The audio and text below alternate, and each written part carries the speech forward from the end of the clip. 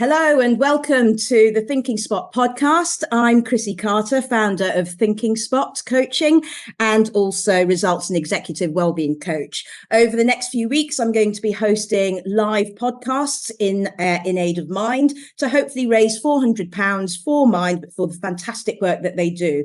And the reason why I've chosen £400 is because 1 in 4 people will suffer from some form of mental health issue every single year. And today I'm so delighted to invite the amazing Andy Smith from Smash Life UK, and we're going to talk all things trauma, adverse childhood experiences, looked after children, mental health. So welcome, Andy, and thank you so much for being on the podcast today. So tell us, what do you do and why are you so passionate about it? Yeah, firstly, thanks very much for having me. Really appreciate it. And it's lovely to come on to something as well to raise money for such a good cause. So for me, yeah, I'm a director of Smash Life. And you've got one half of us tonight because I've got a brother, Matt, that also runs Smash Life. And that's kind of born out of our childhood, growing up in care, having that neglect and abandonment from our biological parents from the age of 3, 4, going into care, having sibling separation from our older brother, suffering abuse, trauma, the ACEs people talk about now, and feeling the imprint that had on myself, my personal development, my teenage years, how traumatic they were, and just remembering how hard that was for myself as a child. And I think one thing I did have as a child was huge empathy for other people suffering, because I just felt like I didn't really have a lot of empathy coming towards me. So I used to gravitate towards people and want to help them. And ever since I was 16, I've worked with children in some capacity, went to college, university, and then ended up working with children in leaving care in the local authority. And then we ended up 5 years ago, I mean, we fast forwarded quite a few years, setting up Smash Life, myself and my brother. It felt like it was the right time. It felt also like people were more accepting of lived experience, practice, and the voice as well. And that's our why we've set up. And we're 5.5 years in now, and Wow. doing amazing things. Another thing as well, I wanted to create a culture of a company where there was that togetherness, where our staff felt they had a voice, where we enjoyed going to work as well. So we have some fun along the way, although we're working with children that, are really struggling in their life. We want to bring some happy memories as well, so they can look back and feel that someone really cared and put them first. Yeah. So describe to me then, what's a typical day like at Smash Life UK? Like, who do you work with? Who's on your team? Where do you go? What sort of young people or adults do you work with? What does a typical day look like to you? Yeah, so it's changed really for me now as like a director role. But a typical day, I would say, is so let's use tomorrow as a typical day. I will go into 2 primary schools tomorrow, and they're 2 primary schools that have kind of commissioned us to go in for the year. So we got a year contract with them, and I will see probably 8 or 10 children, and they're agreed with the school, and then in the afternoon, I'll come back, probably catch my breath at 2:00, have a quick cup of tea or a quick lunch, and then it's down to kind of the running of Smash Life. But the majority of what I do is going into schools, offering that, social, emotional, mental health support, being that role model for children, linking in with the pastoral leads. And then obviously the director side of it is we've got 9 members of staff. So we're growing quite fast. And we offer kind of different strands now, such as drawing and talking therapy, life story work, which we start in next year, and then other things that are developing behind the scenes. And it's obviously being that manager, that boss for the staff, hosting supervision, ensuring that they've got their training, they've got their kind of needs met. So today was involved in kind of chasing people up. Have you done your timesheet? Have you done this? Have you done that? Yeah. But that's kind of a typical day. And sometimes it does get to the end of the day and you're like, we need more time. throw into the mix as well. We do our keynote speaking and our training. What I love about what I do is you're going into so many different schools and you're just seeing different people all the time. So I love that I'm not kind of based in one place. I'm kind of going into a primary school, then I'll go into a secondary school, and then I'll go over to Telford. So I just love meeting new people all the time. Yeah, I bet. I mean, I really love meeting different people and going into different organizations all the time. And it's so interesting. And I love just what you do. You know, you look at the trauma, you look at the adverse childhood experiences, you bring your own experience to it. And I think that's what's so powerful with what you do, because when you speak to those young people, you can say, look, I've been there. I know exactly how you feel. I mean, what sort of feedback do you get from the students and young people who you work with? Yeah, so without blowing our trumpet, the young people absolutely love it, and I think that's one thing that I can confidently stand up and just say, as a service, I think we're brilliant because we're essentially putting into place what we needed as children. Yeah. And for many years, people would kind of question, your vulnerability, and you can't tell kids you grew up in care, and why not? Yeah. I'm not, telling them my life story, reading them a novel about my life, and they're not my therapist, but actually it holds strength at the right time. Yeah. So I've been there, and this is what I went through, but then these are the choices that I had, and this is what I did, and that might help guide you. Yeah. So for me, there's absolute strength in what we do, and I think also as well we bring fun into it. So the model we use is the PACE model. So it's having that playfulness as well with children, accepting them for who they are, and then once you've got that relationship, having that curiosity, but showing that empathy as well, and not just kind of just going, yeah, anyway, I've got to go. It's being there with them in that moment, and also projecting their voice. So if they say something, we'll pass that on for you. We're going to follow this through.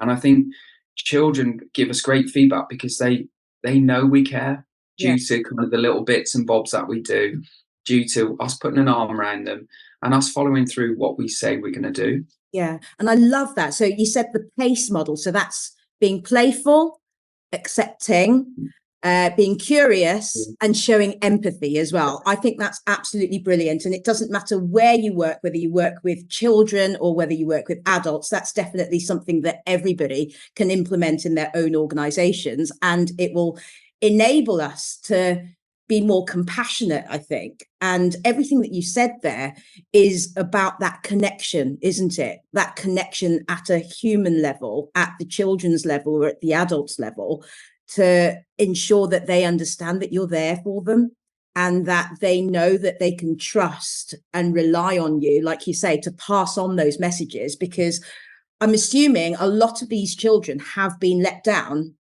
in the past by adults. So by the time they get to you, it's probably going to take some time for them to properly trust you and open up to you and share with you their vulnerabilities, because they've been let down so many times by older people. Yeah, and listen, you're totally right. And having felt that as a child, multiple letdowns, adults writing a lot of negatives about me, no one really kind of touching on any positives, or even saying to me, gosh, well done to you for still coming back in today after all you're going through. Well done. And that's not patronizing, that's just highlighting someone's strength. And I think we say this to our staff all the time, always notice, and you can go back to that Paul Dix positive noticing, but it's so true. And there's so many things that we do, such as when we sit down with the child, we'll inform them who we are at the start of a journey. We won't just pop in as another adult into their lives with a notepad, just writing down everything they say. This is us, this is Smash Life. If you don't feel comfortable, we'll listen to your voice, and we totally understand that. And I always give the line, if I see you in school, I'll always say hi and respect your opinion and your choice.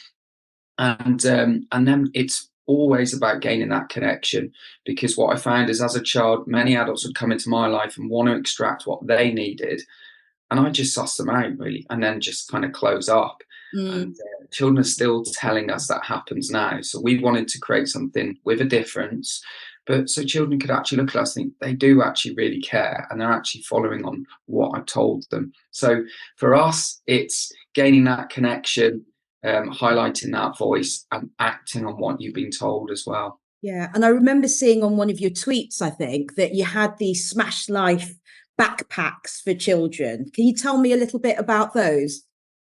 Yes, we have quite a lot of way to the children, to be fair, because I think any gift you give a child, that they'll just hold on.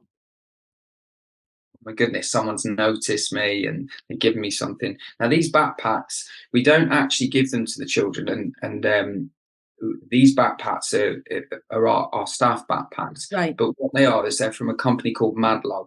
And this organization, basically, if you buy a backpack from Madlog, then you're essentially paying a bit more for the backpack, but it enables them to give backpacks to children in care, or Oh, so they can leave. If they move, they can move with dignity, respect. yeah. So when I was 16 and I left my abusive foster home, I had to move with bin bags, and I always remember to this day that no one really bothered. It was just kind of like, right, let's move on to the next young person that's in crisis, where that was degrading. So for us, it's a conversation starter. So children will always go, well, who's Madlog and who's Smash Life? And we're like, right. And then we can start saying to them, well, what are you doing to give back? And, and it's teaching them empathy, giving back. But then also we know that we'll buy a bulk of them, and it's kitting out maybe 20 or 30 children in care to go, here's a holdall when you do move, or if you move. And we hope that doesn't happen, but you can leave with dignity and respect.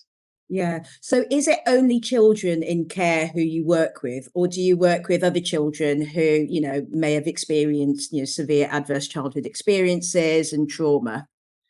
Yeah, so that's a common, and we always said it's a common misconception. So we get a lot of emails from schools going, yeah, well, you only work with children in care, don't you? We're like, no, well, actually, we work with so many children. My brother's background is early help, safeguarding, and we've got so many skills, and our staff have that we can bring into the mix. And sometimes I feel that actually there's more need for the children that are on the edge of care, that are still living in some of these environments, that really need that support. Yeah. So, we do work and support children that kind of on the edge of care, even children that are struggling, or there's been noticed in school or by professionals, certain elements of their life has changed, and they might just need that kind of short, sharp, early intervention, so to speak. Yeah. And that's where I find some schools are really great, because they'll notice a change of behavior or something, and then they will be curious, a reason behind every behavior, and maybe get a service like us in,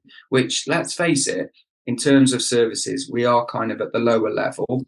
But for us, it's about us going in. And I said to a staff member today, we should be made redundant. Children should foster them relationships in schools. Yeah. And we are meant to go in, and a child actually, with a number of members of our staff, a child had 15 minutes with their last session with them today, because they wanted to get to PE. And I said to my staff, well, look at that as a positive, because you've done amazing in these sessions, but actually that's what we want to do. We want to kind of hand them back over to school so they can foster them relationships. Yeah. So have you worked in any schools or been asked to go into any schools where actually they don't buy into what you're about, or they don't understand it? I see you're smiling there. Yeah, and listen, I'm not going to mention any names, obviously, but we're commissioned by 2 local authorities, 3 actually, and their virtual heads commission us to go in and mentor children that are in care. And there was a couple of occasions where there's a child in care at one school, and you can sense that the school don't really want you in. Right. And you can also sense that they just don't get it with the children, and don't get that actually they've been through some really traumatic stuff. But for them, it's about, they're looking through their lens and their agenda, and you can see that they may be trying to off-roll that child. And I think it's important to speak honestly. We've seen this, and we'll go in and you just feel that block. And for me, that's the most frustrating thing, because we all have to work together. And I just think if I was working within a school, I'd be thinking any support that I could get, be like, brilliant, thank you so much. But yeah, we have felt it a few times. It's becoming less and less now, I feel. And I feel that kind of happened more towards the start. And I think that's because there might have been a lack of trust with us as it being a new service as Yeah. well, which I Yeah. understand. And I know, I mean, obviously my background's in education. I was head for 7 years, and I think there's just so much pressure on schools to get results. And that's the thing that's measured all the time, isn't it? It's the progress of the kids and the attainment of the kids. But then in terms of a pastoral care, that's not given as much gravitas as the physical, sort of results that you get from your exams. And I think in education, it's kind of led people in a kind of warped way to just be so focused on results and progress that they forget that actually we need to develop the whole child and ensure that we have children who grow up to be adults with healthy minds. Wouldn't that be great if schools were places where we cultivated healthy, happy minds so that children become happy, healthy adults? And I guess it's not just in education, it's all the services around children as well. But I think there's a huge amount of work that needs to be done. I mean, just a quick look on Twitter, for example, you can see all sorts of debates as to how to manage and deal with behavior, for example. My personal take is actually if we have happy, healthy children who can access services such as yours or have great pastoral teams in schools that will stop and listen to them so that they've got an outlet where they can really speak their mind and be their true authentic selves. And, sometimes that will mean that they will have a complete meltdown in school. But the reason why they've melted down in school is because that's probably the only place where they feel safe to melt down in. Now, if school isn't that safe place for them, and home isn't that safe place for them, well, where can they do that? And it just leads to all sorts of other questions as to, for me, is it moral? Is it ethical, what we're doing currently in the education system? And it's very hard. It's very, very hard. And I know from reading things on Twitter, for example, that, services like yours may be greeted with a little bit more hostility in a way, because they're just thinking, well, just exclude these children, they're out of our hair, they're not our problem anymore. But at the end of the day, these are young people, these are children, and we need to be more compassionate. They need people to connect with them and to respect them and to love them and make them feel safe as well, so that they can flourish into young adults and adults who are going to contribute to society. And just by excluding them is not going to do that. I think it's what we want is people that are going to stand up sometimes to some of these leadership positions and say, listen, that doesn't sit right for me, or I feel like we might need to do this. And I've only heard of it recently of a school in Shrewsbury got the police in because they heard that some of the children were involved in going to a local football match and going to a stand which is associated with trouble. Okay. And I thought, but my take on it was, and some of the parents were saying, yeah, what you're trying to say about our children. But I thought that's brilliant, because you're educating them on actual what relates to them in their worlds. And you're bringing the police in, and they're seeing the police as human beings rather than actually the vest and, what they might be actually coming to do. They're having them honest conversations, which, let's face it, these children are up to so many more things and we don't even realize. So what we need to do is we need to connect with them more. And I find sometimes in school, it's very much, we're going to ban this, we're going to do this, we're going to do that. And I'm like, I say to some children, has anyone actually had your take or had a conversation with you about this? And sometimes I think, and there'll be a lot of people that disagree. Sometimes that's just take education off the agenda for half a day or something, and just do some group work or do some reconnaissance around your local community, some mapping, get some local services in, and just connect. So actually, next time you're down the corridor, you can pick on something that you spoke to them about during some of these events. And that's when then relationships happen and children actually think you actually care about them. Yeah, exactly. shouting at them. Exactly. And I think it just goes back to what you were saying about connection, but also that sense of belonging as well. These students, they like their football matches because they feel like they belong to a particular football team, for example, or they hang out with certain people because those people make them feel like they belong. Now, hopefully the people that they're hanging out with are great people and they're going to put them on the right path and really, make a positive change with them. But on the flip side, if they don't get that belonging from people who are positive, who are going to push them along the right path, they're going to find that belonging somewhere else. And it may not be so positive, or it could just be downright negative as well, like gangs. So it's in everyone's best interest, really, to make sure that these young people do have safe and secure relationships with the right people. But we can learn so much from these gangs. Let's just flip it and say, what is it these gangs do that make the children feel the sense of belonging that we can't do as adults, or some of these adults can't do? And, I'm going to be totally honest here. Myself and my brother say this in our training, the welcome starts from the reception, and I'll walk into a school and I will feel it pretty much straight away. And I always tell them, I always say, that was lovely, I love being in here, or I feel it. Yeah. Sometimes, you can't say it the other way around, or you kind of maybe. But for me, it's that feeling. And, sometimes I can feel just so disappointed going into a place thinking, well, would I really want to be in here where someone's having a go at me 24/7 and in my face, first thing as I'm trying to walk through. And, but then I've also got the other side of it where children are telling me stuff, and, I'll speak up for the teachers and say, listen, have you ever thought about it from their perspective? Yeah, And you're absolutely. shouting at them or swearing at them. Have you ever thought about, that they've got feelings too, or they might be having a tough day. So that it's about them honest conversations, isn't it? But you can't have that without the relationship.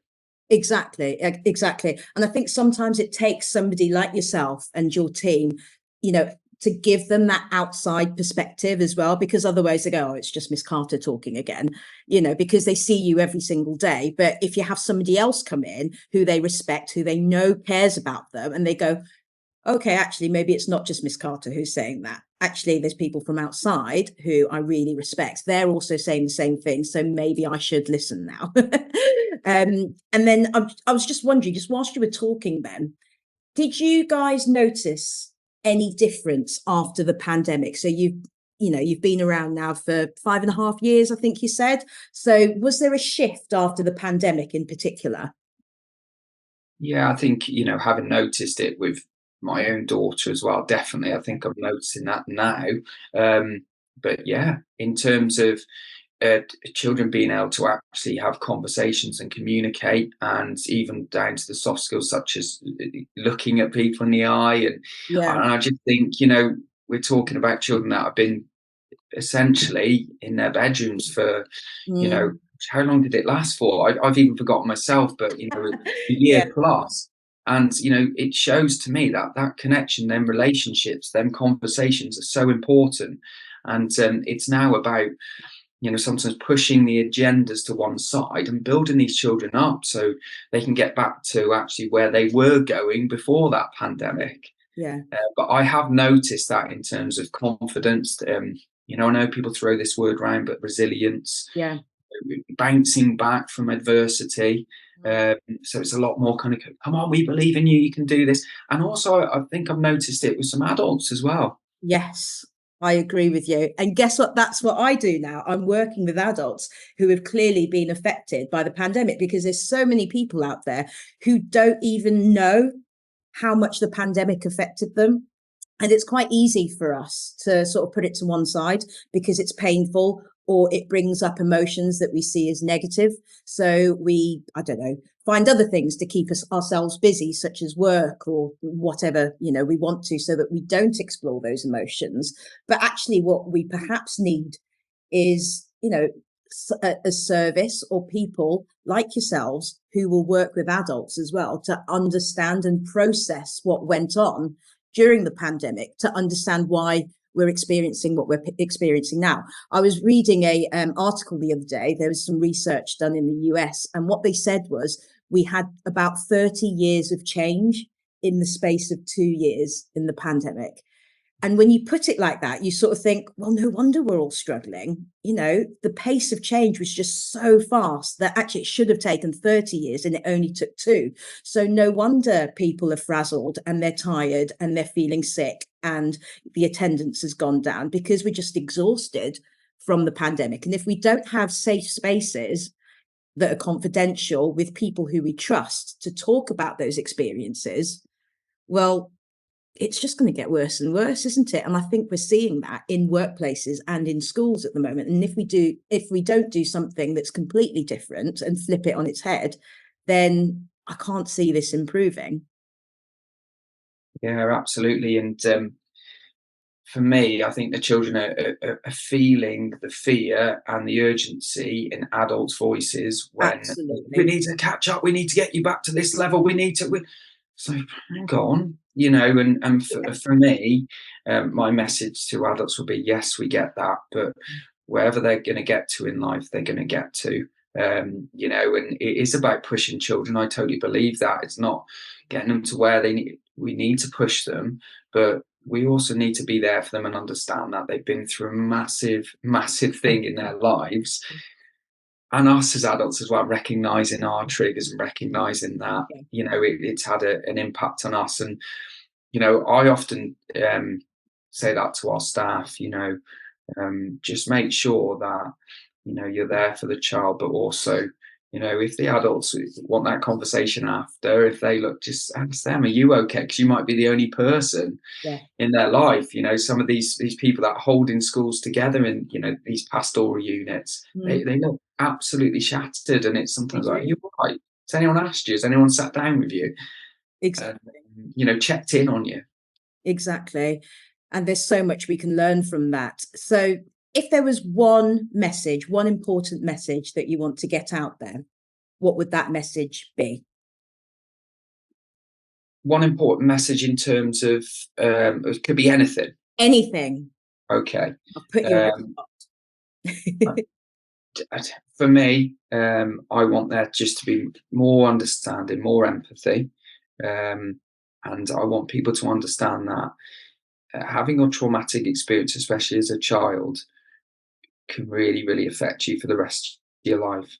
And what happens when you turn into an adult is the services disappear.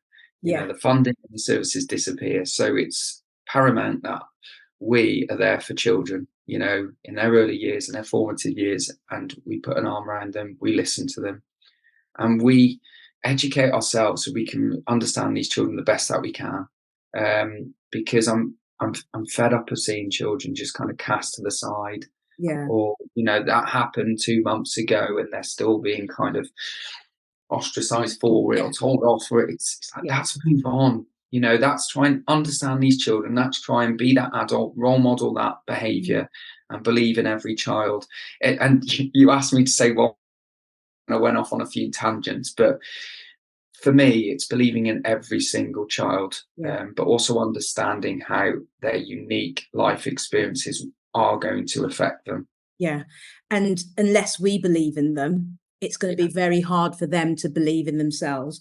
Well, thank you so much, Andy, for joining me on this podcast today. Now, if our listeners want to find you and want you to go into their schools or work with their local authorities, how can they find you?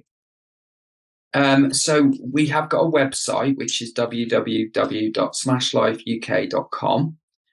We've got an info@smashlifeuk.com email address. We're also on X. I can't remember what. At Smash Life UK 1, I think. We're also on Instagram and Facebook and LinkedIn. So we're pretty much everywhere. So you just got to look for the big Smash Life logo, and we'll always get back to everyone. And we'll always be happy to have a conversation.